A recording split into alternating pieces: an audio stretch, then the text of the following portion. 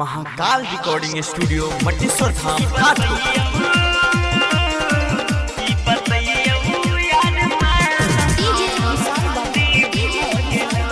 Singing by Rajesh Rangila.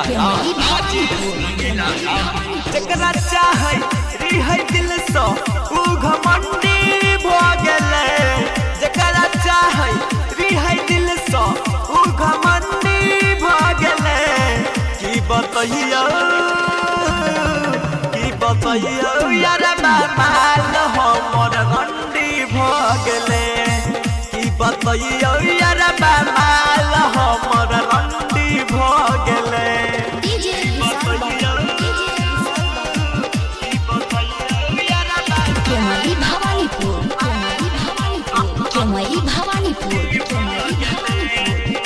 Mahakal recording studio Mateshwar धाम घाटो। एकले साथ में पढ़े रिए यार रे, दोसर के धौरी बनल कई भाता रे, एक साथ में पढ़े रिए यार रे, दोसर के धौरी बनल कई भाता रे। हमारा प्यार के कहानी अब बंदी भ गेलै, हमारा प्यार के कहानी अब बंदी भ गेलै।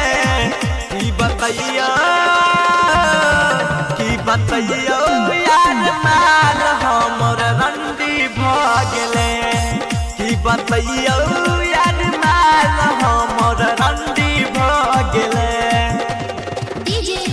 महाकाल रिकॉर्डिंग स्टूडियो मटेश्वर धाम घाटो।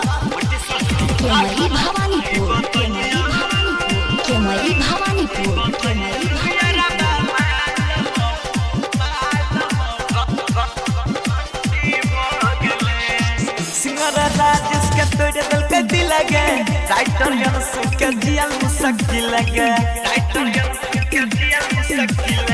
सिंगर राजेश के तोड़ दिल के दिल गे, राइटर सुनील के जियल मुश्किल गे।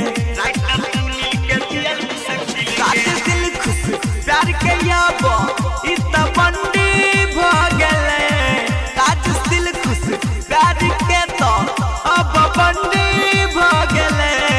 की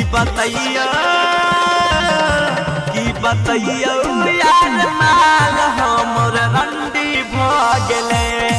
की बतइयो टिके यारवा माल हमर रंडी भ गेलै। महाकाल रिकॉर्डिंग स्टूडियो मटेश्वर धाम घाटो।